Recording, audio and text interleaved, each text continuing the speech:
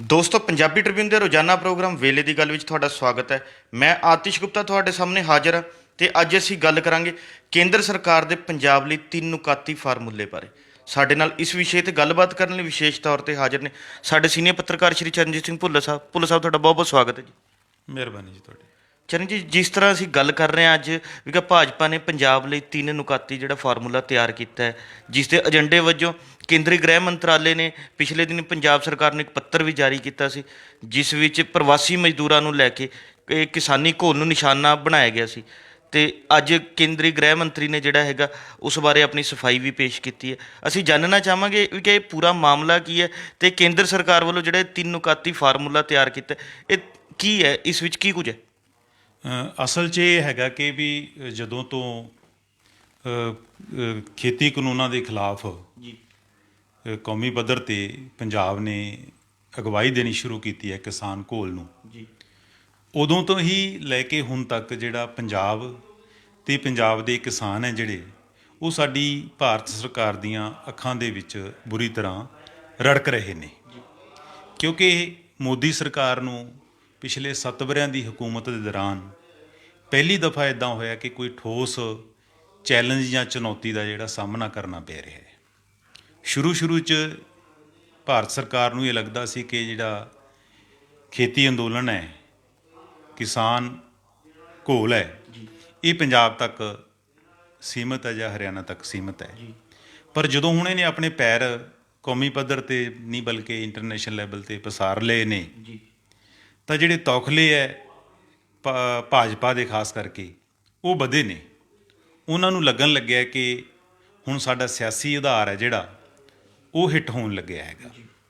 ਤਾਂ ਇਸ ਨੂੰ ਦੇਖਦੇ ਹੋਏ ਖਾਸ ਕਰਕੇ ਪੰਜਾਬ ਦੇ ਵਿੱਚ ਜਿਹੜਾ ਭਾਜਪਾ ਦਾ ਜਾਂ ਭਾਜਪਾ ਦੇ ਪ੍ਰਤੀ ਜਿਹੜਾ ਮਾਹੌਲ ਬਣਿਆ ਜਾਂ ਉਹਨਾਂ ਦੇ ਜਿਹੜੇ ਲੀਡਰ ਹੈ ਉਹਨਾਂ ਨੂੰ ਕਿਤੇ ਟਿਕਣ ਨਹੀਂ ਦਿੱਤਾ ਜਾ ਰਿਹਾ, ਜਾਂ ਉਹ ਇੱਕ ਨਜ਼ਰਬੰਦੀ ਵਾਲੇ ਮਾਹੌਲ ਦੇ ਵਿੱਚ ਵਿਚਰ ਰਹੇ ਨੇ। ਤਾਂ ਪੂਰੀ ਤਰ੍ਹਾਂ ਜਿਹੜੇ ਭਾਜਪਾ ਦੇ ਪੰਜਾਬ ਦੇ ਵਿੱਚੋਂ ਇਹਨਾਂ ਖੇਤੀ ਕਾਨੂੰਨਾਂ ਕਰਕੇ ਜਿਹੜੇ ਪੈਰ ਹੈ ਉਹ ਉਖੜੇ ਹੋਏ ਨੇ। ਤਾਂ ਭਾਰਤ ਸਰਕਾਰ ਸ਼ੁਰੂ ਤੋਂ ਲੈ ਕੇ ਕਿਸਾਨ ਘੋਲ ਤੋਂ ਲੈ ਕੇ ਹੁਣ ਤੱਕ ਇਹ ਕੋਸ਼ਿਸ਼ ਦੇ ਵਿੱਚ ਰਹੀ ਹੈ ਕਿ ਇੱਕ ਤਾਂ ਜਿਹੜਾ ਕਿਸਾਨੀ ਅੰਦੋਲਨ ਹੈ ਇਹਨੂੰ ਕਿਵੇਂ ਨਾ ਕਿਵੇਂ ਇਹਦੇ ਪੈਰ ਹੈ ਜਿਹੜੇ ਉਖਾੜੇ ਜਾਣ, ਅਤੇ ਦੂਸਰਾ ਭਾਜਪਾ ਲੀਡਰਸ਼ਿਪ ਦੇ ਜਿਹੜੇ ਪੈਰ ਹੈ ਉਹ ਪੰਜਾਬ ਦੇ ਵਿੱਚ ਲਾਏ ਜਾਣ। ਤਾਂ ਇਹਨਾਂ ਨੁਕਤਿਆਂ ਨੂੰ ਲੈ ਕੇ ਜਿਸ ਤਰ੍ਹਾਂ ਤੁਸੀਂ ਗੱਲ ਕੀਤੀ ਹੈਗੀ ਕਿ 3 ਨੁਕਾਤੀ ਇਹਨਾਂ ਨੇ ਏਜੰਡਾ ਤਿਆਰ ਕੀਤਾ ਹੋਇਆ ਹੈ, ਤਾਂ ਉਹਦੇ ਵਿੱਚੋਂ ਸਭ ਤੋਂ ਪਹਿਲਾਂ ਜੇ ਆਪਾਂ ਗੱਲ ਕਰੀਏ ਤਾਂ ਉਹ ਆਉਂਦੀ ਹੈ ਕਿ ਪੰਜਾਬ ਦੀ ਜਿਹੜੀ ਆਰਥਿਕ ਘੇਰਾਬੰਦੀ, ਉਹ ਚਾਹੁੰਦੇ ਨੇ ਕਿ ਪੰਜਾਬ ਨੂੰ ਆਰਥਿਕ ਤੌਰ 'ਤੇ ਕਮਜ਼ੋਰ ਕੀਤਾ ਜਾਵੇ, ਪੰਜਾਬ ਨੂੰ ਆਰਥਿਕ ਤੌਰ 'ਤੇ ਵੱਡੀ ਜਿਹੜੀ ਢਾਲ ਲਾਈ ਜਾਵੇ। ਤਾਂ ਕਮਜ਼ੋਰ ਹੋਏਗਾ ਤਾਂ ਉੱਥੋਂ ਦੇ ਜਿਹੜੇ ਕਿਸਾਨ ਹੈ, ਲੋਕ ਹੈ, ਉਹ ਕਮਜ਼ੋਰ ਹੋਣਗੇ।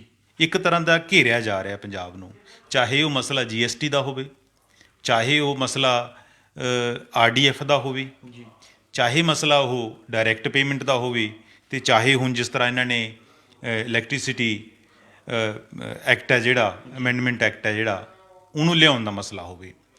ਪੰਜਾਬ ਦੇ ਮੁੱਖ ਮੰਤਰੀ ਨੇ ਅੱਜ ਦੁਬਾਰਾ ਸੈਂਟਰ ਗੌਰਮੈਂਟ ਨੂੰ ਇੱਕ ਲੈਟਰ ਲਿਖਿਆ ਕਿ ਤੁਸੀਂ RDF ਦਾ ਜਿਹੜਾ ਸਾਡਾ ਬਕਾਇਆ ਪਿਆ ਸੀ 1200 ਕਰੋੜ ਰੁਪਇਆ, ਉਹ 'ਚੋਂ 400 ਕਰੋੜ ਰੁਪਏ ਤਾਂ 1% ਦੀ ਦਰ ਦੇ ਨਾਲ ਸਾਨੂੰ ਕਲੀਅਰ ਕਰ ਦਿੱਤਾ ਹੈਗਾ, ਅਤੇ ਬਾਕੀ ਸਾਡਾ 800 ਕਰੋੜ ਰੁਪਇਆ ਉਹਨਾਂ ਵੱਲ ਬਕਾਇਆ ਪਿਆ ਹੈ। ਇਸ ਤਰ੍ਹਾਂ GST ਦੇ ਬਕਾਏ ਪਏ ਨੇ, ਉਹ ਨਹੀਂ ਸਾਨੂੰ ਦਿੱਤਾ ਜਾ ਰਿਹਾ। ਇਸ ਤਰ੍ਹਾਂ ਜਿਹੜੀ ਸਾਡੀ ਅਨਾਜ ਦੀ ਮੂਵਮੈਂਟ ਹੈ ਪੰਜਾਬ ਦੇ ਵਿੱਚੋਂ, ਉਹਨੂੰ ਜਿਹੜੇ ਫੇਜ਼ ਦੇ ਦਰ ਨਾਲ ਚੱਲ ਰਹੀ ਸੀ, ਮੰਥਲੀ ਜਿਹੜੀਆਂ ਰੈਕਸ ਲੱਗ ਰਹੇ ਸੀ, ਉਹ ਮੂਵਮੈਂਟ ਹੈ ਜਿਹੜੀ ਉਹ ਕਾਫੀ ਸਲੋ ਹੈ, ਜਿਹਦੇ ਕਰਕੇ ਸਾਡਾ ਜਿਹੜਾ ਪੁਰਾਣਾ ਸਟਾਕ ਹੈ ਕਣਕ ਦਾ ਉਹ ਵੀ 3.5 ਲੱਖ MT ਹੈ ਜਿਹੜਾ ਹਜੇ ਪੰਜਾਬ ਦੇ ਵਿੱਚ ਪਿਆ ਹੈਗਾ। ਇਸ ਤਰ੍ਹਾਂ ਚੌਲਾਂ ਦਾ ਮਸਲਾ ਹੈ, ਚੌਲਾਂ ਦੇ ਉੱਪਰ ਫੋਰਟੀਫਾਈਡ ਰਾਈਸ ਦੀ ਜਿਹੜੀ ਕੰਡੀਸ਼ਨ ਹੈ ਪਹਿਲਾਂ ਉਹ ਲਗਾ ਦਿੱਤੀ ਗਈ ਸੀ, ਫਿਰ ਇਹਦੀਆਂ ਸਪੈਸੀਫਿਕੇਸ਼ਨਾਂ ਜਿਹੜੀਆਂ ਉਹ ਸਖਤ ਕਰ ਦਿੱਤੀਆਂ ਗਈਆਂ ਸੀ।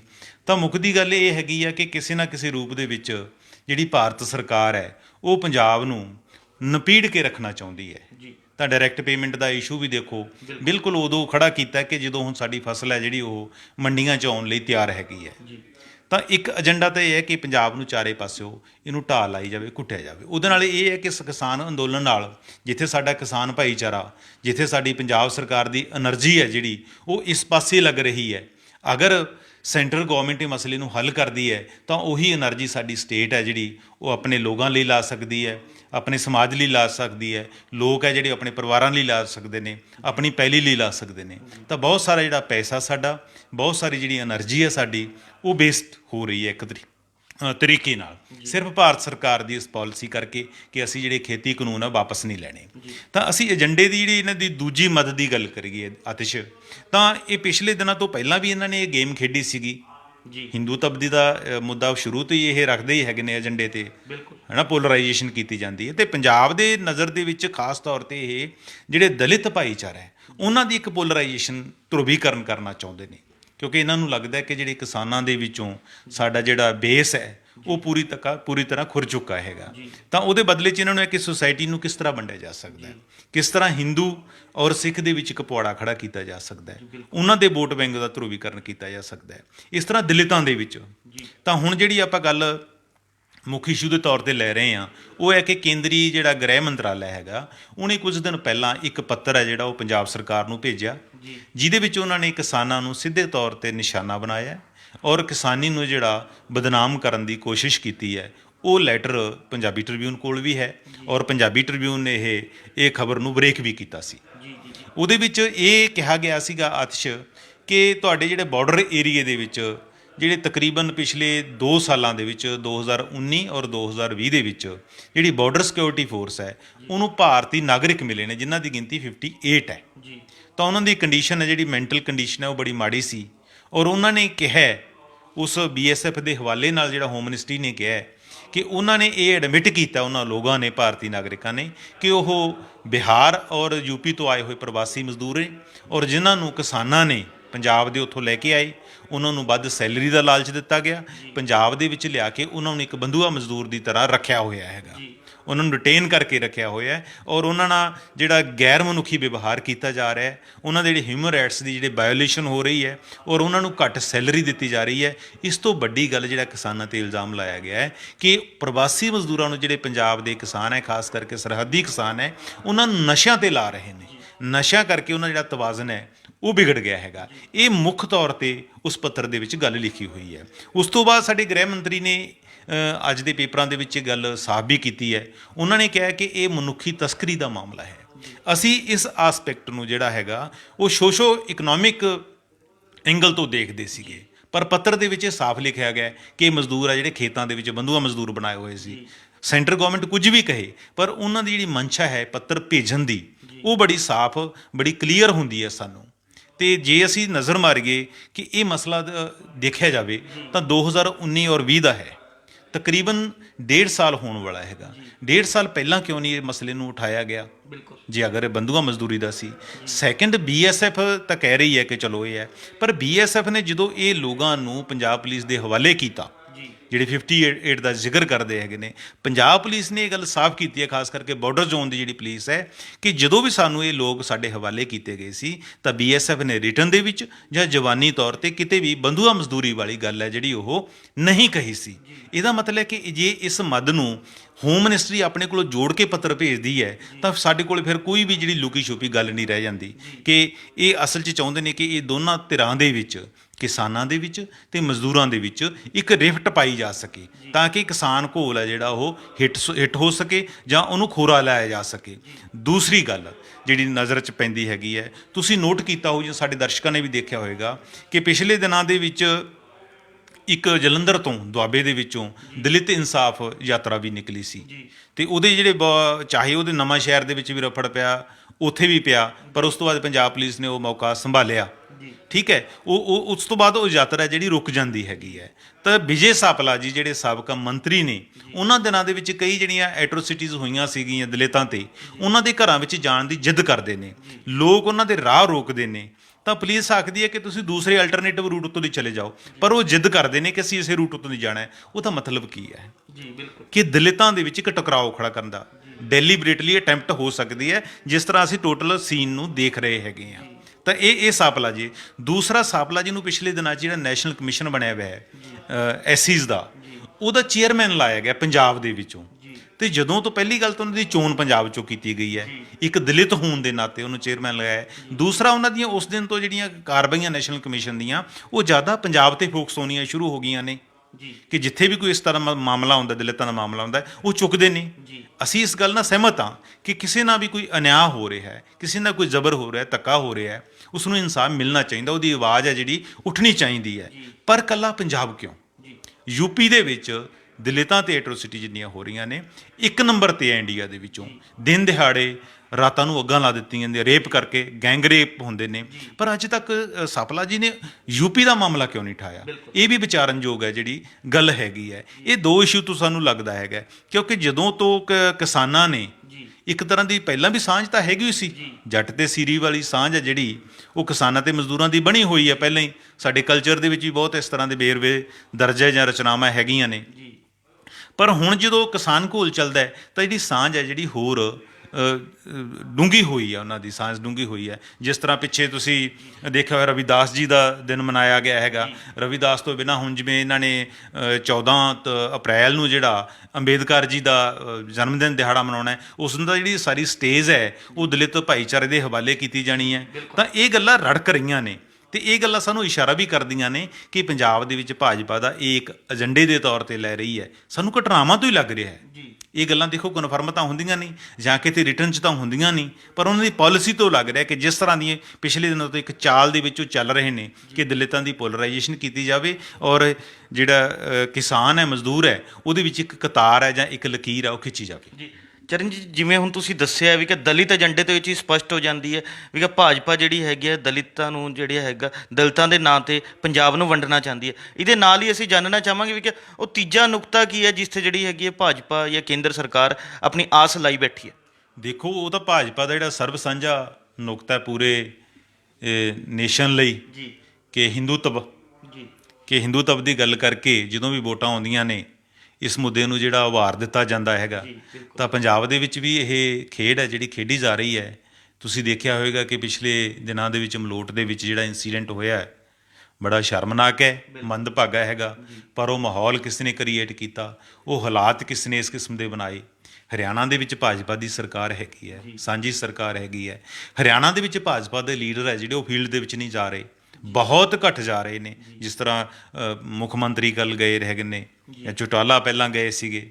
ਪਰ ਪੰਜਾਬ ਦੇ ਵਿੱਚ ਇਹ ਖੁੱਲ੍ਹ ਕੇ ਕਿਉਂ ਵਿਚਰਨ ਲੱਗੇ ਨੇ? ਜਦੋਂ ਮਾਹੌਲ ਇਸ ਕਿਸਮ ਦਾ ਬਣਿਆ ਤਾਂ ਉਹ ਵੀ ਡਾਊਟ ਇੱਕ ਖੜਾ ਹੁੰਦਾ ਹੈਗਾ ਕਿ ਕਿਸੇ ਨਾ ਕਿਸੇ ਤਰੀਕੇ ਨਾਲ ਜਿਹੜੇ ਹਿੰਦੂਆਂ 'ਤੇ ਇਸ ਕਿਸਮ ਦੇ ਕੋਈ ਅਟੈਕ ਹੋਣ ਤਾਂ ਕਿ ਇਹ ਹਿੰਦੂ ਵਰਗ ਹੈ ਜਿਹੜਾ ਉਹ ਇੱਕ ਪਾਸੇ ਖੜਾ ਹੋਵੇ। ਦੂਸਰੀ ਤਰਫ ਆਪਾਂ ਦੇਖਿਆ ਡਾਇਰੈਕਟ ਪੇਮੈਂਟ ਵਾਲਾ ਇਸ਼ੂ, ਉਹ ਵੀ ਕਿਸੇ ਨਾ ਕਿਸੇ ਰੂਪ ਦੇ ਵਿੱਚ ਇਹੀ ਜੁੜਿਆ ਹੈਗਾ, ਕਿਉਂਕਿ ਮੋਸਟਲੀ ਜਿਹੜੇ ਆੜਤੀਏ ਹੈਗੇ ਨੇ ਉਹ ਹਿੰਦੂ ਕਾਰੋਬਾਰੀ ਲੋਕ ਹੈਗੇ ਨੇ। ਤਾਂ ਉਹਨਾਂ ਦੀ ਵੀ ਜਿਹੜੀ ਇੱਕ ਸਾਂਝ ਪਿਛਲੇ ਦਿਨਾਂ ਦੇ ਵਿੱਚ ਕਿਸਾਨ ਘੋਲ ਦੇ ਦੌਰਾਨ ਬਣੀ ਸੀ, ਕਿਉਂਕਿ ਬਹੁਤ ਸਾਰੇ ਪੰਜਾਬ 'ਚੋਂ ਆੜਤੀਏ ਜਿਹੜੇ ਉਹ ਦਿੱਲੀ ਬਰੂਹਾਂ 'ਤੇ ਪਹੁੰਚੇ ਸੀ, ਉਹਨਾਂ ਟਿਕਰੀ ਬਾਰਡਰ 'ਤੇ ਵੀ ਪਹੁੰਚੇ ਸੀ, ਸਿੰਘੂ ਵੀ ਗਏ ਸੀ, ਬੱਸਾਂ ਲੈ ਕੇ ਗਏ ਸੀ। ਬਦਲੇ 'ਚ ਉਹਨਾਂ 'ਤੇ ਜਿਹੜੇ ਛਾਪਾਮਾਰੀ ਵੀ ਈਡੀ ਨੇ, ਇਨਕਮ ਟੈਕਸ ਨੇ ਕੀਤੀ ਸੀਗੀ। ਤਾਂ ਹੁਣ ਵੀ ਉਹਨਾਂ ਦੀ ਸਾਂਝ ਨੂੰ ਤੋੜਨ ਦੇ ਲਈ ਇੱਕ ਇਹ ਯਤਨ ਹੋ ਸਕਦਾ ਕਿ ਡਾਇਰੈਕਟ ਪੇਮੈਂਟ ਹੈ ਜਿਹੜੀ ਉਹਦੇ ਵਿੱਚ ਆੜਤੀਏ ਜਿਹੜੇ ਆਊਟ ਕਰ ਦਿੱਤੇ ਜਾਣ ਤਾਂ ਕਿ ਇਹ ਕੋਈ ਤਰਤੀਬ ਬਣ ਸਕੇ, ਉਹਨਾਂ ਨੂੰ ਦੂਸਰੇ ਪਾਸੇ ਖੜਾ ਕੀਤਾ ਜਾ ਸਕੇ। ਤਾਂ ਇਹ ਕੁਛ ਜਿਹੜੇ ਸਾਨੂੰ ਚੀਜ਼ਾਂ ਤੋਂ ਨਜ਼ਰ ਪੈਂਦਾ ਹੈਗਾ ਕਿ ਜਿੱਥੇ ਦਲਿਤ ਭਾਈਚਾਰੇ ਤੇ ਔਰ ਕਿਸਾਨ ਭਾਈਚਾਰੇ ਨੂੰ ਵੰਡਣ ਦੀ ਕੋਸ਼ਿਸ਼ ਕੀਤੀ ਜਾ ਰਹੀ ਹੈ ਤਾਂ ਉਹ ਭਾਜਪਾ ਜਿਹੜੀ ਆਪਣੀ ਰਵਾਇਤੀ ਸੋਚ ਦੇ ਨਾਲ ਇੱਕ ਸਿੱਖ ਭਾਈਚਾਰੇ ਔਰ ਹਿੰਦੂ ਭਾਈਚਾਰੇ ਦੇ ਵਿੱਚ ਆਪਸੀ ਜਿਹੜੀ ਲਕੀਰ ਹੈ ਉਹ ਵੀ ਖਿੱਚ ਰਹੀ ਹੈ। ਜੀ ਚਰਨਜੀਤ ਜੀ, ਆਪਾਂ ਪਹਿਲਾਂ ਗੱਲ ਤੁਸੀਂ ਕਰਕੇ ਹਟਿਓ ਪ੍ਰਵਾਸੀ ਮਜ਼ਦੂਰਾਂ ਦੀ ਵੀ ਕਿ ਪ੍ਰਵਾਸੀ ਮਜ਼ਦੂਰਾਂ ਨੂੰ ਜਿਹੜਾ ਯੂਪੀ ਤੋਂ, ਬਿਹਾਰ ਤੋਂ ਜਾਂ ਹੋਰਨਾਂ ਸੂਬਿਆਂ ਤੋਂ ਲਿਆਂਦਾ ਜਾਂਦਾ ਅਤੇ ਫਿਰ ਉਹਨਾਂ ਨੂੰ ਬੰਧਵਾ ਮਜ਼ਦੂਰ ਜਿਹੜਾ ਹੈ ਬਣਾ ਲਿਆ ਜਾਂਦਾ। ਅਤੇ ਅਸੀਂ ਜਾਣਨਾ ਚਾਹਾਂਗੇ ਵੀ ਕਿ ਇਸ ਗੱਲਾਂ ਵਿੱਚ ਕਿੰਨੀ ਕੁ ਜਿਹੜੀ ਹੈਗੀ ਸੱਚਾਈ ਜਿਹੜੀ ਹੈ ਦੇਖਣ ਨੂੰ ਮਿਲਦੀ ਹੈ। ਦੇਖੋ, ਗੱਲ ਇਹ ਹੈ, ਆਪਾਂ ਇਹ ਤਾਂ ਨਹੀਂ ਡਿਨਾਈ ਕਰਦੇ ਕਿ ਬੰਧੂਆ ਮਜ਼ਦੂਰੀ ਵਾਲੀ ਗੱਲ ਹੈਗੀ ਹੈ, ਪਰ ਮੈਨੂੰ ਇਹ ਲੱਗਦਾ ਕਿ ਐਗਰੀਕਲਚਰ ਸੈਕਟਰ ਦੇ ਵਿੱਚ ਕਿਤੇ ਵੀ ਸਾਨੂੰ ਅਜਿਹਾ ਦੇਖਣ ਨੂੰ ਨਹੀਂ ਮਿਲਦਾ ਕਿ ਉੱਥੋਂ ਵਿਚਾਰੇ ਯੂਪੀ ਬਿਹਾਰ ਤੋਂ ਪ੍ਰਵਾਸ ਕਰਕੇ ਆਉਂਦੇ ਨੇ। ਜਿਸ ਤਰ੍ਹਾਂ ਹੁਣ ਤਾਂ ਸਾਡੇ ਵੀ ਪੰਜਾਬ ਦੇ ਵਿੱਚ ਇਹ ਕਿਹਾ ਜਾਂਦਾ ਕਿ ਸਾਡੇ ਬਹੁਤ ਸਾਰੇ ਜਿਹੜੇ ਵੱਡੀ ਗਿਣਤੀ 'ਚ ਨੌਜਵਾਨ ਹੈ ਜਿਹੜੇ ਉਹ ਪ੍ਰਵਾਸ ਕਰਕੇ ਵਿਦੇਸ਼ਾਂ 'ਚ ਜਾਂਦੇ ਨੇ, ਉੱਥੇ ਸੈਟਲ ਹੁੰਦੇ ਨੇ। ਠੀਕ ਹੈ, ਇਹ ਜਿਹੜਾ ਆਪਾਂ ਇਹ ਕਹਿ ਲਈਏ ਕਿ ਮਨੁੱਖ ਦੇ ਜਨਮ ਤੋਂ ਹੀ ਹੈ ਜਿਹੜਾ ਪ੍ਰਵਾਸ ਹੈ, ਇੱਕ ਤਰੀਕੇ ਨਾਲ ਉਹਦਾ ਸਫ਼ਰ ਹੈ ਜਿਹੜਾ ਉਹ ਸ਼ੁਰੂ ਹੋ ਜਾਂਦਾ ਹੈ ਔਰ ਇਹ ਸਫ਼ਰ ਹੈ ਜਿਹੜਾ ਉਹਦੇ ਮੌਤ ਤੱਕ ਚੱਲਦਾ ਰਹਿੰਦਾ ਹੈ। ਜੇ ਯਕੀਨ ਕਰੀਏ, ਜਿਸ ਤਰ੍ਹਾਂ ਕਹਿੰਦੇ ਕਿ 84 ਲੱਖ ਜੂਨਾਂ ਦੀ ਗੱਲ ਕਰਦੇ ਨੇ, ਇਹਦਾ ਮਤਲਬ ਹੈ ਕਿ ਜਿਹੜਾ ਸਫ਼ਰ ਹੈ ਮਨੁੱਖੀ ਜੀਵਨ ਦਾ ਉਹ ਤੁਹਾਡੀ ਮੌਤ ਤੋਂ ਬਾਅਦ ਵੀ ਕੰਟੀਨਿਊ ਰਹਿੰਦਾ ਹੈਗਾ। ਪੁਰਾਤਨ ਕਾਲ ਦੇ ਵਿੱਚ ਅਸੀਂ ਦੇਖਦੇ ਹੁੰਦੇ ਸੀ ਕਿ ਸੁਣਿਆ ਜਾਂ ਪੜ੍ਹਿਆ ਜਿੰਨਾ ਕੁ ਕਿ ਮਨੁੱਖ ਜਿਹੜੇ ਉਹ ਝੁੰਡਾਂ ਦੇ ਵਿੱਚ ਰਹਿੰਦੇ ਸੀਗੇ, ਕਿ ਉਹ ਰੋਜੀ ਰੋਟੀ ਦੀ ਤਲਾਸ਼ ਲਈ ਇੱਕ ਥਾਂ ਤੋਂ ਦੂਜੀ ਥਾਂ ਜਾਂਦੇ ਸੀਗੇ ਜੀ ਸਿਕਿਉਰਿਟੀ ਦੇ ਐਂਗਲ ਤੋਂ ਦੂਜੀ ਥਾਂ ਜਾਂਦੇ ਸੀਗੇ। ਇਸ ਤਰ੍ਹਾਂ ਹੀ ਸਾਡੇ ਜਿਹੜੇ ਪ੍ਰਵਾਸੀ ਮਜ਼ਦੂਰ ਹੈਗੇ ਨੇ ਉਹ ਕੋਈ ਨਵਾਂ ਵਰਤਾਰਾ ਤਾਂ ਹੈ ਨਹੀਂ। ਯੂਪੀ ਤੋਂ ਖਾਸ ਕਰਕੇ ਬਿਹਾਰ ਤੋਂ ਵੱਡੀ ਪੱਧਰ 'ਤੇ ਪੰਜਾਬ ਦੇ ਵਿੱਚ ਪ੍ਰਵਾਸ ਕਰਦੇ ਨੇ। ਇਹ ਅਲੱਗ-ਅਲੱਗ ਤਰ੍ਹਾਂ ਦੇ ਹੈਗੇ ਨੇ, ਕੁਝ ਐਗਰੀਕਲਚਰ ਸੈਕਟਰ ਦੇ ਵਿੱਚ ਵੀ ਆਉਂਦੇ ਨੇ ਅਤੇ ਕੁਝ ਇੰਡਸਟਰੀ ਸੈਕਟਰ ਦੇ ਵਿੱਚ ਵੀ ਆਉਂਦੇ ਨੇ, ਕੁਝ ਇਨਫੋਰਮਲ ਸੈਕਟਰ ਦੇ ਵਿੱਚ ਵੀ ਬਹੁਤ ਸਾਰੇ ਜਿਹੜੇ ਕਾਰੋਬਾਰ ਹੈ ਪੰਜਾਬ ਦੇ ਵਿੱਚ ਹੁਣ ਸਾਡੇ ਪ੍ਰਵਾਸੀ ਮਜ਼ਦੂਰ ਕਰਦੇ ਨੇ। ਇਹਨਾਂ 'ਚੋਂ ਮੈਨੂੰ ਇਹ ਲੱਗਦਾ ਕਿ ਕਾਫੀ 20% ਤਾਂ ਪਿਛਲੇ ਸਮੇਂ ਦੌਰਾਨ ਜਿਹੜੇ ਪੰਜਾਬ ਦੇ ਵਿੱਚ ਸੈਟਲ ਵੀ ਹੋਏ ਨੇ ਪ੍ਰਵਾਸੀ ਮਜ਼ਦੂਰ। ਤਾਂ ਮੈਨੂੰ ਨਹੀਂ ਲੱਗਦਾ ਕਿ ਕਿਤੇ ਬੰਧੂਆ ਮਜ਼ਦੂਰੀ ਵਾਲੀ ਗੱਲ ਹੋਏਗੀ। ਤਕਰੀਬਨ ਮੋਟੇ ਅੰਦਾਜ਼ੇ ਅਨੁਸਾਰ ਪੰਜਾਬ ਦੇ ਵਿੱਚ ਤਕਰੀਬਨ 9 ਲੱਖ ਪ੍ਰਵਾਸੀ ਮਜ਼ਦੂਰ ਹੈ ਜਿਹੜਾ ਉਹ ਆਰਜੀ ਤੌਰ 'ਤੇ ਚਾਹੇ ਪੱਕੇ ਤੌਰ 'ਤੇ ਕੰਮ ਕਰਦਾ ਹੈਗਾ। ਤਾਂ ਇਹ ਸ਼ੁਰੂਆਤ ਜਦੋਂ 1971 ਦੇ ਵਿੱਚ ਸ਼ੁਰੂਆਤ ਇਹਨਾਂ ਦੀ ਹੁੰਦੀ ਹੈ। ਪਹਿਲਾਂ ਟਾਮੀ ਟਲੀ ਤਾਂ ਪਹਿਲਾਂ ਵੀ ਸ਼ੁਰੂ ਹੋ ਗਈ ਸੀਗੀ, ਆਉਂਦੇ ਰਹਿੰਦੇ ਸੀ ਪ੍ਰਵਾਸੀ ਮਜ਼ਦੂਰ। 1971 ਦੇ ਵਿੱਚ ਸਾਡੇ ਕੋਲ 3 ਲੱਖ ਹੈਕਟੇਅਰ ਹੈ ਜਿਹੜਾ ਉਹ ਪੈੜੀ ਦਾ ਰਕਬਾ ਹੁੰਦਾ ਸੀਗਾ। ਇਹ ਜਿਉਂ-ਜਿਉਂ ਪੈੜੀ ਦੀ ਫਸਲ ਹੈ ਜਿਹੜੀ ਵੱਧਦੀ ਗਈ, ਸਾਡੇ ਰਕਬਾ ਵੱਧਦਾ ਗਿਆ, ਹੁਣ 31 ਲੱਖ ਹੈਕਟੇਅਰ 'ਤੇ ਪਹੁੰਚ ਗਿਆ। ਤਾਂ ਇਹਨਾਂ ਦੀ 1980 ਫਿਰ 90 'ਚ ਆ ਕੇ ਫਿਰ ਤਾਂ ਬੜੀ ਤੇਜ਼ੀ ਨਾਲ ਰਫ਼ਤਾਰ ਹੈ ਜਿਹੜੀ ਪ੍ਰਵਾਸੀ ਮਜ਼ਦੂਰਾਂ ਦੀ ਵਧੀ ਹੈਗੀ ਹੈ।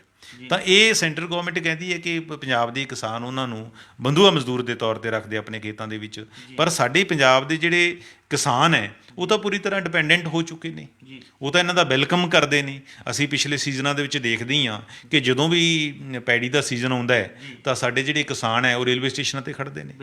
ਕਿਸ ਤਰ੍ਹਾਂ ਕਿੰਨੇ ਤਰ੍ਹਾਂ ਦੇ ਉਹਨਾਂ ਨੂੰ ਲਾਲਚ ਹੈ, ਸਹੂਲਤਾਂ ਦਿੱਤੀਆਂ ਜਾਂਦੀਆਂ ਨੇ ਕਿ ਤੁਹਾਨੂੰ ਕੂਲਰ ਦੇਵਾਂਗੇ, ਤੁਹਾਨੂੰ ਖੇਤਾਂ ਦੇ ਵਿੱਚ ਪੱਖੇ ਦੇਵਾਂਗੇ, ਤੁਹਾਨੂੰ ਅਨਾਜ ਦੇਵਾਂਗੇ, ਆਹ ਚੀਜ਼ਾਂ ਦੇਵਾਂਗੇ। ਤਾਂ ਉਹਨਾਂ ਦੀ ਐਡਵਾਂਸ ਬੁਕਿੰਗ ਕੀਤੀ ਜਾਂਦੀ ਹੈ। ਅਤੇ ਜਿੱਥੇ ਇੰਨਾ ਵੈਲਕਮ ਹੋ ਰਿਹਾ ਹੋਵੇ ਪ੍ਰਵਾਸੀ ਮਜ਼ਦੂਰ, ਅਸੀਂ ਡਿਪੈਂਡੈਂਸੀ ਬਹੁਤ ਹੈ ਸਾਡੀ ਉਹਨਾਂ 'ਤੇ, ਤਾਂ ਅਸੀਂ ਕਿਵੇਂ ਸੋਚ ਸਕਦੇ ਕਿ ਉਹਨਾਂ ਨੂੰ ਬੰਧੂਆ ਮਜ਼ਦੂਰ ਬਣਾ ਕੇ ਰੱਖਾਂਗੇ। ਇਹ ਗੱਲ ਠੀਕ ਹੈ ਕਿ ਕੁਝ ਸੈਕਟਰਾਂ ਦੇ ਵਿੱਚ ਪੰਜਾਬ ਦੇ ਵਿੱਚ ਬੰਧੂਆ ਮਜ਼ਦੂਰਾਂ ਦੇ ਕੇਸ ਸਾਡੇ ਸਾਹਮਣੇ ਆਉਂਦੇ ਨੇ। ਕੁਝ ਸੰਸਥਾਵਾਂ ਨੇ, NGO ਨੇ, ਸ਼ਾਇਦ ਫਗਵਾੜੇ ਦੀ ਵੀ ਹੈ, ਕਿ ਉਹਨਾਂ ਨੇ ਕੰਮ ਕੀਤਾ ਇਸ ਪਾਸੇ ਕਿ ਪੰਜਾਬ ਦੇ ਜਿਵੇਂ ਖਾਸ ਕਰਕੇ ਜਿਵੇਂ ਭੱਠਿਆਂ 'ਤੇ ਕਈ ਕੇਸ ਪਿਛਲੇ ਸਾਲਾਂ ਦੇ ਵਿੱਚ ਸਾਹਮਣੇ ਆਏ ਨੇ ਕਿ ਬੰਧੂਆ ਮਜ਼ਦੂਰ ਦੇ ਤੌਰ 'ਤੇ ਰੱਖੇ ਗਏ। ਅਸੀਂ ਇਸ ਨੂੰ ਡਿਨਾਈ ਨਹੀਂ ਕਰਦੇ, ਪਰ ਇਸ ਨੂੰ ਕਾਮਨ ਫੀਚਰ ਕਹਿਣਾ ਇਹ ਗੱਲ ਬਿਲਕੁਲ ਗਲਤ ਹੈਗੀ ਹੈ, ਕਿਉਂਕਿ ਪੰਜਾਬ ਦੇ ਵਿੱਚ ਇੱਦਾਂ ਨਹੀਂ ਹੁੰਦਾ। ਕਿਸਾਨਾਂ ਦੀ ਜਿਹੜੀ ਮਜ਼ਦੂਰਾਂ ਨਾਲ ਸਾਂਝ ਹੈ ਪ੍ਰਵਾਸੀਆਂ ਨਾਲ ਉਹ ਬੜੀ ਨੇੜ ਦੀ ਬਣੀ ਹੋਈ ਹੈਗੀ ਹੈ। ਅਤੇ ਇਹ ਨਹੀਂ ਕਿ ਇਕੱਲਾ ਪੰਜਾਬ ਹੈ, ਬਾਕੀ ਸੂਬਿਆਂ ਦੇ ਵਿੱਚ ਵੀ ਤਾਂ ਪ੍ਰਵਾਸੀ ਮਜ਼ਦੂਰ ਜਾਂਦੇ ਨੇ। ਜਿਵੇਂ ਮਹਾਰਾਸ਼ਟਰ ਦੇ ਵਿੱਚ ਬਿਹਾਰੀ ਲੋਕਾਂ ਦੀ ਬਹੁਤ ਵੱਡੀ ਗਿਣਤੀ ਹੈਗੀ ਹੈ। ਕੇਰਲਾ ਹਾਈਐਸਟ ਪੇ ਕਰਦਾ ਪ੍ਰਵਾਸੀ ਮਜ਼ਦੂਰਾਂ ਨੂੰ, ਉੱਥੇ ਉੜੀਸਾ 'ਚੋਂ ਆਉਂਦੇ ਨੇ, ਵੈਸਟ ਬੰਗਾਲ 'ਚੋਂ ਆਉਂਦੇ ਨੇ। ਅਤੇ ਮੈਨੂੰ ਲੱਗਦਾ ਪਿਛਲੇ ਸਾਲ ਦੀ ਗੱਲ ਹੈਗੀ ਕਿ ਉਹਨਾਂ ਨੇ ਤਾਂ ਆਪਣੇ ਬਜਟ ਦੇ ਵਿੱਚ ਪੈਸੇ ਵੀ ਰੱਖੇ ਸੀਗੇ ਪ੍ਰਵਾਸੀ ਮਜ਼ਦੂਰਾਂ ਲਈ, ਉੱਥੇ ਉਹਨਾਂ ਨੇ ਹੋਸਟਲ ਬਣਾ ਕੇ ਦਿੱਤੇ ਹੋਏ ਨੇ। ਤਾਂ ਦੇਖਿਆ ਜਾਵੇ, ਚਾਹੇ ਐਤਕੀ ਸਾਡੇ ਪੰਜਾਬ ਸਰਕਾਰ ਨੇ ਕਦੇ ਕੋਈ ਐਲੋਕੇਟ ਨਹੀਂ ਕੀਤਾ ਬਜਟ ਇਸ ਕਿਸਮ ਦਾ ਜਿਹਦੇ ਵਿੱਚ ਪ੍ਰਵਾਸੀ ਮਜ਼ਦੂਰਾਂ ਦੀ ਕੋਈ ਮਦਦ ਹੋਵੇ, ਉਹਨਾਂ ਦੀ ਸਹੂਲਤ ਲਈ ਕੀਤਾ ਜਾਵੇ। ਉਹ ਸਾਰੀ ਕੰਮ ਲਈ ਤਾਂ ਬਹੁਤ ਸਾਰੀਆਂ ਸਕੀਮਾਂ ਹੈਗੀਆਂ ਨੇ, ਪਰ ਜਿਹੜੇ ਖੇਤੀ ਦੇ ਵਿੱਚ ਖੇਤ ਮਜ਼ਦੂਰ ਦੇ ਤੌਰ 'ਤੇ ਪ੍ਰਵਾਸੀ ਕੰਮ ਆਉਂਦੇ ਆ, ਉਹਨਾਂ ਲਈ ਪੰਜਾਬ ਸਰਕਾਰ ਨੇ ਕਦੇ ਕੋਈ ਫੰਡ ਹੈ ਜਿਹੜਾ ਉਹ ਐਲੋਕੇਟ ਨਹੀਂ ਕੀਤਾ। ਹਾਲਾਂਕਿ 1977-78 ਦੇ ਵਿੱਚ ਤਾਂ ਆਤਿਸ਼ ਇੱਦਾਂ ਹੁੰਦਾ ਸੀ ਕਿ ਮੈਂ ਪੜ੍ਹਿਆ ਕਿਤੇ ਕਿ ਪੰਜਾਬ ਸਰਕਾਰ ਨੇ ਡਲਹੌਜ਼ੀ ਦੇ ਵਿੱਚ ਇੱਕ ਹੌਲੀਡੇ ਹੋਮ ਬਣਾਇਆ ਹੋਇਆ ਸੀ। ਉਹ ਨਰੋਲ ਮਜ਼ਦੂਰਾਂ ਵਾਸਤੇ ਸੀ ਕਿ ਜਿਸ ਤਰ੍ਹਾਂ ਦੂਸਰੇ ਲੋਕ ਗਰਮੀਆਂ ਦੀ ਛੁੱਟੀਆਂ ਮਨਾਉਣ ਵਾਸਤੇ ਪਹਾੜੀ ਏਰੀਏ ਦੇ ਵਿੱਚ ਜਾਂਦੇ ਨੇ, ਤਾਂ ਪੰਜਾਬ ਦੇ ਮਜ਼ਦੂਰਾਂ ਵਾਸਤੇ ਸੀ ਕਿ ਉੱਥੇ ਫ੍ਰੀ ਅਕੋਮੋਡੇਸ਼ਨ ਦਿੱਤੀ ਗਈ ਸੀ ਉਹਨਾਂ ਨੂੰ। ਇੱਥੋਂ ਤੱਕ ਕਿ ਉਹਨਾਂ ਨੂੰ ਇੱਕ ਪਾਸੇ ਦਾ ਜਿਹੜਾ ਕਿਰਾਇਆ ਹੈ ਉਹ ਵੀ ਪੰਜਾਬ ਸਰਕਾਰ ਦਿੰਦੀ ਸੀ। ਤਾਂ ਇਸ ਕਿਸਮ ਦੀਆਂ ਸਹੂਲਤਾਂ ਦਿੱਤੀਆਂ ਜਾਂਦੀਆਂ ਸਨ। ਤਾਂ ਉਦੋਂ ਵੀ ਅਤੇ ਹੁਣ ਵੀ, ਹੁਣ ਚਾਹੇ ਸਹੂਲਤਾਂ ਪੰਜਾਬ ਸਰਕਾਰ ਦੇ ਪੱਧਰ 'ਤੇ ਨਹੀਂ ਦਿੱਤੀਆਂ ਜਾਂਦੀਆਂ, ਕਿਸਾਨ ਦਿੰਦੇ ਨੇ, ਪਰ ਇਸ ਤਰ੍ਹਾਂ ਦੇ ਜਿਹੜੇ ਸਬੰਧਾਂ ਦੇ ਵਿੱਚ ਇਹ ਗੱਲ ਆ ਕੇ ਸੁੱਟ ਦੇਣੀ ਤੁਸੀਂ ਇੱਕ ਚਿੱਠੀ ਦੇ ਜ਼ਰੀਏ ਕਿ ਇਹਨਾਂ ਨਾਲ ਇਸ ਤਰ੍ਹਾਂ ਦਾ ਗੈਰ ਮਨੁੱਖੀ ਵਿਵਹਾਰ ਕੀਤਾ ਜਾਂਦਾ ਹੈ, ਇਹ ਪੰਜਾਬ ਦੀ ਧਰਤੀ 'ਤੇ ਮੈਨੂੰ ਨਹੀਂ ਲੱਗਦਾ ਫਿਲਹਾਲ ਪੋਸੀਬਲ। ਚਰਨਜੀਤ ਜੀ, ਜਿਵੇਂ ਆਪਾਂ ਗੱਲ ਕਰ ਰਹੇ ਹਾਂ ਪ੍ਰਵਾਸੀ ਮਜ਼ਦੂਰਾਂ ਦੀ, ਪ੍ਰਵਾਸੀ ਮਜ਼ਦੂਰਾਂ ਦੀ ਭੂਮਿਕਾ ਵੀ ਜਿਹੜੀ ਹੈਗੀ ਪੰਜਾਬ ਲਈ ਛੋਟੀ ਨਹੀਂ ਹੈ। ਜਿਵੇਂ ਤੁਸੀਂ ਦੱਸ ਕੇ ਹਟੇ ਹੋ, ਖੇਤੀ ਖੇਤਰ ਹੋਵੇ ਚਾਹੇ ਇੰਡਸਟਰੀ ਹੋਵੇ, ਉੱਥੇ ਵੱਡੇ ਪੱਧਰ 'ਤੇ ਮਜ਼ਦੂਰ ਜਿਹੜੇ ਹੈਗੇ ਪ੍ਰਵਾਸੀ ਦੇਖੇ ਜਾਂਦੇ ਨੇ। ਅਸੀਂ ਜਾਣਨਾ ਚਾਹਾਂਗੇ ਵੀ ਕਿ ਪ੍ਰਵਾਸੀ ਮਜ਼ਦੂਰਾਂ ਦਾ ਜਿਹੜਾ ਹੈਗਾ ਪੰਜਾਬ ਦੀ ਅਰਥ ਵਿਵਸਥਾ ਵਿੱਚ ਕਿੰਨਾ ਕੁ ਯੋਗਦਾਨ ਹੈ, ਜਾਂ ਇਹਨਾਂ ਕਰਕੇ ਕਿੰਨਾ ਕੁ ਪੰਜਾਬ ਨੂੰ ਨੁਕਸਾਨ ਜਿਹੜਾ ਹੈ ਝੱਲਣਾ ਪਿਆ। ਦੇਖੋ, ਨੁਕਸਾਨ ਤਾਂ ਕਦੇ ਨਹੀਂ ਕੋਈ ਬਹੁਤਾ ਝੱਲਣਾ ਪਿਆ ਪੰਜਾਬ ਨੂੰ, ਜੇ ਆਪਾਂ ਕਹੀਏ ਪ੍ਰਵਾਸੀ ਮਜ਼ਦੂਰਾਂ ਕਰਕੇ ਬਹੁਤੀ ਵੱਡੀ ਢਾਲ ਲੱਗੀ ਹੋਵੇ। ਤਾਂ ਆਤਿਸ਼ ਪੰਜਾਬ ਦੇ ਵਿੱਚ ਦੇਖੀਏ ਤਾਂ ਆਪਣੀ ਜਿਹੜੇ ਪੂਰੇ ਸਾਲ ਦੀਆਂ ਫਸਲੀ ਕਾਰੋਬਾਰ ਹੈ ਤਕਰੀਬਨ 1.25 ਲੱਖ ਕਰੋੜ ਰੁਪਏ ਦਾ ਹੁੰਦਾ ਹੈ। ਤਾਂ ਪੰਜਾਬ ਦੀ ਜਿਹੜੀ ਐਗਰੀਕਲਚਰ ਇਕੋਨਮੀ ਹੈਗੀ ਹੈ ਉਹਦੇ ਵਿੱਚ ਪ੍ਰਵਾਸੀ ਮਜ਼ਦੂਰਾਂ ਦਾ ਬਹੁਤ ਵੱਡਾ ਯੋਗਦਾਨ ਹੈਗਾ। ਕਿਉਂਕਿ 80% ਜਿਹੜੇ ਮਜ਼ਦੂਰ ਹੈ ਐਗਰੀਕਲਚਰ ਦੇ ਵਿੱਚ ਉਹ ਪ੍ਰਵਾਸੀ ਕੰਮ ਕਰਦੇ ਨੇ ਸਾਡੇ। ਕੁਝ ਸੀਜ਼ਨਲ ਵੀ ਹੁੰਦੇ, ਆਉਂਦੇ ਚਲੇ ਜਾਂਦੇ ਆ। ਪਹਿਲਾਂ ਜਿਸ ਤਰ੍ਹਾਂ ਹੁੰਦਾ ਸੀ ਕਿ ਜਦੋਂ ਝੋਨਾ ਪਹਿਲਾਂ ਲਾਇਆ ਜਾਂਦਾ ਸੀ, ਹੁਣ ਤਾਂ 10 ਜੂਨ ਫਿਕਸ ਕਰਤੀ ਜਾਂ 15 ਜੂਨ ਫਿਕਸ ਕਰਤੀ। ਪਹਿਲਾਂ ਕੀ ਹੁੰਦਾ ਸੀ ਕਿ 1 ਅਪ੍ਰੈਲ ਤੋਂ ਹੀ ਵਾਢੀ ਲਈ ਆ ਜਾਂਦੇ ਸੀ ਕਣਕ ਦੀ ਲਈ, ਅਤੇ ਨਾਲ ਹੀ ਇਹ ਝੋਨਾ ਲਾ ਕੇ ਫਿਰ 60-70 ਦਿਨ ਕੰਮ ਕਰਕੇ ਫਿਰ ਵਾਪਸ ਚਲੇ ਜਾਂਦੇ ਸੀ। ਹੁਣ ਝੋਨੇ ਦੀ ਡੇਟ ਹੈ ਜਿਹੜੀ ਅਲੱਗ ਫਿਕਸ ਕਰ ਦਿੱਤੀ ਹੈਗੀ ਹੈ। ਪੰਜਾਬ ਦੀ ਖੇਤੀ ਦੇ ਵਿੱਚ ਬਹੁਤ ਵੱਡਾ ਇਹਨਾਂ ਦਾ ਯੋਗਦਾਨ ਹੈ। ਖੇਤੀ ਵਿੱਚ ਨਹੀਂ ਬਲਕਿ ਸਾਡੇ ਇਹ ਦੇਖ ਲਓ ਕਿ ਪੰਜਾਬ ਦੇ ਕਲਚਰ ਦੇ ਵਿੱਚ ਬਹੁਤ ਵੱਡਾ ਯੋਗਦਾਨ ਹੈ ਇਹਨਾਂ ਦਾ। ਜਿਹੜੇ ਪ੍ਰਵਾਸੀ ਮਜ਼ਦੂਰ ਪੰਜਾਬ ਦੇ ਵਿੱਚ ਸੈਟਲ ਹੋ ਗਏ ਨੇ ਜੀ, ਤਾਂ ਉਹਨਾਂ ਨੇ ਪੰਜਾਬ ਦਾ ਆਪਣਾ ਕਲਚਰ ਅਡੋਪਟ ਕਰ ਲਿਆ ਹੈਗਾ। ਬਿਲਕੁਲ। ਇਹਨਾਂ ਦੀ ਜਿਹੜੀ ਅਗਲੀ ਪੀੜ੍ਹੀ ਹੈ, ਇਹਨਾਂ ਦੇ ਬੱਚੇ ਹੈ, ਉਹ ਸਾਡੇ ਪੰਜਾਬੀ ਸਕੂਲਾਂ 'ਚ ਪੜ੍ਹਦੇ ਨੇ, ਸਰਕਾਰੀ ਸਕੂਲਾਂ 'ਚ ਪੜ੍ਹਦੇ ਨੇ, ਔਰ ਉਹਨਾਂ ਨੇ ਜਿਹੜੀ ਆਪਣੀ ਮਾਤ ਭਾਸ਼ਾ ਉਹ ਪੰਜਾਬੀ ਰੱਖੀ ਹੋਈ ਹੈ, ਉਹ ਪੰਜਾਬੀ ਬੋਲਦੇ ਨੇ। ਔਰ ਸਾਡੇ ਦਰਸ਼ਕ ਹੈਰਾਨ ਹੋਣਗੇ ਕਿ ਜਿਹੜੇ ਸਰਕਾਰੀ ਸਕੂਲਾਂ ਦੇ ਵਿੱਦਿਅਕ ਜਾਂ ਸੱਭਿਆਚਾਰਕ ਮੁਕਾਬਲੇ ਹੁੰਦੇ ਨੇ, ਤਾਂ ਮੈਂ 4 ਸਾਲ ਪਹਿਲਾਂ ਦੀ ਗੱਲ ਹੈ, ਮੈਂ ਇੱਕ ਡਾਟਾ ਕੋਲੈਕਟ ਕੀਤਾ ਸੀਗਾ ਕਿ ਜਿਹੜੀ ਸਾਡੇ ਗਿੱਧਾ ਟੀਮਾਂ ਨੇ ਸਕੂਲਾਂ ਦੀਆਂ, ਉਹਦੇ ਵਿੱਚ ਇਹ ਪ੍ਰਵਾਸੀ ਮਜ਼ਦੂਰਾਂ ਦੀਆਂ ਜਿਹੜੀਆਂ ਬੱਚੀਆਂ ਨੇ ਉਹ ਪਾਰਟੀਸਪੇਟ ਕਰਦੀਆਂ ਨੇ। ਔਰ ਜਿਹੜੇ ਭੰਗੜਾ ਹੈ, ਸਾਡੇ ਭੰਗੜੇ ਦੇ ਮੁਕਾਬਲੇ ਹੁੰਦੇ ਆ, ਉਹਨਾਂ 'ਚ ਪ੍ਰਵਾਸੀ ਮਜ਼ਦੂਰਾਂ ਜਿਹੜੇ ਬੱਚੇ ਹੈ ਉਹ ਉਹਨਾਂ 'ਚ ਟੀਮ 'ਚ ਸ਼ਾਮਲ ਹੁੰਦੇ ਨੇ। ਅਤੇ ਮੈਂ ਤਾਂ ਕੁਛ ਦਿਨ ਕਈ ਵਰ੍ਹਿਆਂ ਪਹਿਲਾਂ ਦੀ ਗੱਲ ਹੈਗੀ ਹੈ ਕਿ ਤਲਵੰਡੀ ਸਾਬੋ ਮੈਂ ਇੱਕ ਵਾਰੀ ਦੇਖਿਆ ਕਿ ਉੱਥੇ ਗੁਰਮਤਿ ਵਿਦਿਆਲਾ ਬਣਿਆ ਹੋਇਆ ਮਸਤੂਆਣਾ ਸਾਹਿਬ ਦਾ। ਉਹ ਬੱਚਿਆਂ ਨੂੰ ਜਿਹੜਾ ਹੈਗਾ ਗੁਰਬਾਣੀ ਦੇ ਲੜ ਰਹਾਉਂਦੇ ਨੇ, ਤਾਂ ਉੱਥੇ ਬਹੁਤ ਸਾਰੇ ਜਿਹੜੇ ਯੂਪੀ ਬਿਹਾਰ ਦੇ ਬੱਚੇ ਨੇ ਜਾਂ ਲੋਕ ਨੇ, ਉਹਨਾਂ ਨੇ ਅੰਮ੍ਰਿਤਪਾਨ ਕੀਤਾ ਹੋਇਆ, ਸਿੱਖੀ ਰੂਪ ਧਾਰਨ ਕੀਤਾ ਹੋਇਆ। ਇਸ ਤਰ੍ਹਾਂ ਪ੍ਰਵਾਸੀ ਮਜ਼ਦੂਰਾਂ ਦੀ ਬਹੁਤ ਸਾਰੀ ਜਿਹੜੀ ਕੰਟਰੀਬਿਊਸ਼ਨ ਹੈ, ਬਹੁਤ ਸਾਰੇ ਜਿਹੜੇ ਪੁਰਾਣੇ ਰਹਿੰਦੇ ਨੇ ਉਹ ਤਾਂ ਸਾਡੇ 'ਚ ਰਚ ਮਿਚ ਗਏ ਨੇ। ਨੁਕਸਾਨ ਸਿਰਫ ਸਾਨੂੰ ਇੰਨਾ ਹੋਇਆ ਹੈ ਕਿ ਸਾਡੀ ਜਿਹੜੀ ਲੋਕਲ ਇੱਕ ਤਾਂ ਬੇਸ ਰੇਟ ਹੈ ਉਹ ਬੜੇ ਗਿਰ ਗਏ ਨੇ। ਇੱਕ ਲੋਕਲ ਸਾਡਾ ਜਿਹੜਾ ਕੰਮ ਹੈ, ਸਾਡੇ ਲੋਕਲ ਕਾਮਿਆਂ ਨੂੰ ਕੰਮ ਮਿਲਣਾ ਸੀ, ਉਹ ਸਾਡੇ ਕੋਲੋਂ ਖੋਇਆ ਗਿਆ। ਹੁਣ ਕਾਟਨ ਬੈਲਟ ਦੇ ਵਿੱਚੋਂ ਤਾਂ ਬਹੁਤ ਆਤਿਸ਼ ਜਿਹੜੇ ਮਜ਼ਦੂਰ ਹੈ ਉਹ ਜਾਂਦੇ ਨੇ, ਗੁਜਰਾਤ ਜਾਂਦੇ ਨੇ ਨਰਮਾ ਚੁਗਣ। ਤਾਂ ਸਾਂਝ ਹੈ ਜਿਹੜੀ ਮਜ਼ਦੂਰਾਂ ਦੀ ਸਾਂਝ ਹੈ, ਜਾਂ ਮਨੁੱਖਾਂ ਦਾ ਜਿਹੜਾ ਪ੍ਰਵਾਸ ਹੈ ਇੱਕ ਦੂਜੇ ਸਟੇਟ ਜਾਣਾ, ਇੱਕ ਮੁਲਕ 'ਚ ਜਾਣਾ, ਉਹ ਸਾਂਝਾਂ ਜਿਹੜੀਆਂ ਦੇਰ ਸਵੇਰ ਹੌਲੀ ਹੌਲੀ ਹੋਰ ਡੂੰਘੀਆਂ ਹੋ ਜਾਂਦੀਆਂ ਨੇ, ਕਲੋਜ਼ ਹੋ ਜਾਂਦੀਆਂ ਨੇ। ਤਾਂ ਸਾਡੀਆਂ ਸਰਕਾਰਾਂ ਨੂੰ ਚਾਹੀਦਾ ਤਾਂ ਇਹ ਹੈ ਕਿ ਪੂਰੇ ਮੁਲਕ ਨੂੰ ਇੱਕ ਕੜੀ ਦੇ ਵਿੱਚ ਬੰਨ੍ਹ ਕੇ ਰੱਖਣ। ਜਿਹੜਾ ਗੁਲਦਸਤਾ ਤਾਂ ਫੇਰ ਹੀ ਸੋਹੰਦਾ ਹੈ ਕਿ ਨਾ, ਹਰ ਕਿਸਮ ਦਾ ਜੇ ਫੁੱਲ ਹੋਏਗਾ। ਅਤੇ ਬਾਕੀ ਸਾਡੀ ਸਰਕਾਰ ਨੂੰ ਇਸ ਗੱਲ ਦਾ ਖਿਆਲ ਰੱਖਣਾ ਚਾਹੀਦਾ ਹੈ ਕਿ ਕਿਸ ਤਰ੍ਹਾਂ ਦਾ ਕੋਈ ਦੁਫੇੜ ਨਾ ਪਾਵੇ ਸੁਸਾਇਟੀ ਦੇ ਵਿੱਚ। ਇਹਦਾ ਅਲਟੀਮੇਟਲੀ ਜਿਹੜਾ ਨੁਕਸਾਨ ਹੈ ਉਹ ਸਾਡੇ ਮੁਲਕ ਨੂੰ ਹੁੰਦਾ ਹੈ, ਸਾਡੇ ਸਮਾਜ ਨੂੰ ਹੁੰਦਾ ਹੈ। ਬਾਕੀ ਇੱਕ ਗੱਲ ਚੇਤੇ ਰੱਖਣੀ ਚਾਹੀਦੀ ਹੈ ਸਾਡੀ ਸਰਕਾਰ ਨੂੰ, ਜਿਹੜਾ ਘਾਹ ਹੈ ਉਹ ਹਮੇਸ਼ਾ ਹਰਾ ਨਹੀਂ ਰਹਿੰਦਾ। ਇਹ ਸਨ ਸਾਡੇ ਸੀਨੀਅਰ ਪੱਤਰਕਾਰ ਸ਼੍ਰੀ ਚਰਨਜੀਤ ਸਿੰਘ ਭੁੱਲਰ ਸਾਹਿਬ, ਜਿਨ੍ਹਾਂ ਨੇ ਸਾਨੂੰ ਦੱਸਿਆ ਵੀ ਕਿ ਸਰਕਾਰ ਨੂੰ ਦੇਸ਼ ਦੇ ਲੋਕਾਂ ਵਿੱਚ ਵੰਡ ਪਾਉਣ ਦੀ ਥਾਂ ਹਰ ਤਬਕੇ ਦੇ ਲੋਕਾਂ ਨੂੰ ਇੱਕ ਗੁਲਦਸਤੇ ਦੀ ਤਰ੍ਹਾਂ ਬੰਨ੍ਹ ਕੇ ਰੱਖਣਾ ਚਾਹੀਦਾ, ਨਾ ਕਿ ਉਹਨਾਂ 'ਚ ਵੰਡ ਪਾਉਣੀ ਚਾਹੀਦੀ ਹੈ। ਕੱਲ੍ਹ ਨੂੰ ਇਸੇ ਸਮੇਂ ਇੱਕ ਨਵੇਂ ਵਿਸ਼ੇ ਦੇ ਨਾਲ ਫੇਰ ਮਿਲਾਂਗੇ ਪ੍ਰੋਗਰਾਮ ਵੇਲੇ ਦੀ ਗੱਲ ਵਿੱਚ। ਧੰਨਵਾਦ।